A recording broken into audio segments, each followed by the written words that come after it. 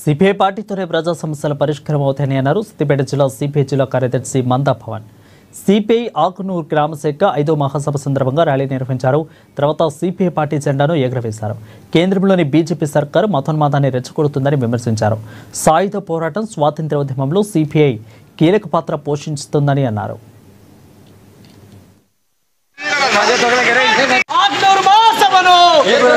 సైతం లెక్క చేయకుండా జైలు జీవితాలు గడిపి తెలంగాణ రాష్ట్రం సిద్ధించేంత వరకు పోరాటం చేసింది.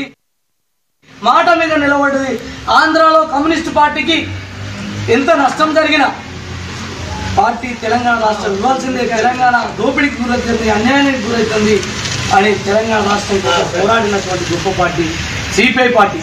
మరియు స్థానికంగా ప్రజలు ఎదుర్కొన్నటువంటి అనేక సమస్యల సాధన కోసం ఈరోజు కార్మికులు తమ 8 గంటల పని దినానికై అమెరికాలోని చికాగో నగరంలో అలుపెరగని పోరాటం చేస్తే మరియు పోలీసుల కాల్పుల్లో ఆ తుపాకీ తూటాలకు ఎదురొట్టి మరియు కార్మికుల రక్తంతో పుట్టింది ఎర్ర జెండా. ఆనాటి నుంచి కార్మికులకు 44 కార్మిక చట్టాలు పోరాడి సాధించుకుంది మన కమ్యూనిస్టు పార్టీ. పార్లమెంట్లో కానీ అసెంబ్లీలో కానీ కార్మికుల శ్రేయస్సు కోసం, కార్మికులకు భద్రత ఉండాలని, కార్మికులు ఏమన్నా ప్రమాదం జరిగి చనిపోతే వారికి ప్రమాద బీమా ఉండాలని, ఇన్సూరెన్స్ ఉండాలని, 50 సంవత్సరాలు నిండిన ప్రతి కార్మికుడికి పెన్షన్ రావాలని, 6,000 రూపాయల పెన్షన్ రావాలని కూడా పోరాటం చేసింది. అసంఘటిత రంగ కార్మికులకు కూడా సంక్షేమ బోర్డు కావాలని కూడా ఇప్పుడు దేశవ్యాప్తంగా పోరాటం చేస్తున్నటువంటి కార్మిక సంఘం మనకి ఏఐటీసీ పార్టీ కంటే మొదలు ఆవిర్భవించింది 1920లో.